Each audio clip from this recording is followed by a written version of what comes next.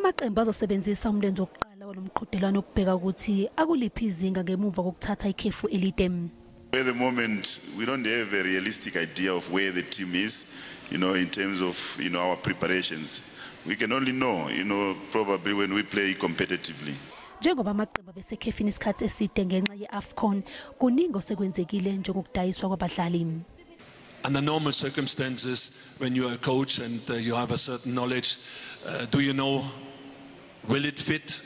Is it already a combination you find? The matches will bring it in the end. You can have a nice impression based on the training session you see, but in the end, if the competition is coming, the cup is coming, the PSL game is coming, you're sometimes surprised in both directions. Lona iwona umqhudelwano wendebe omkhulu kule season kanti awugcini ngokuletha injabulo nje kuphela kepha uthuthukisa namaqembu asafufusa. This tournament is a true reflection of the meaning of the unknown becoming known after the game.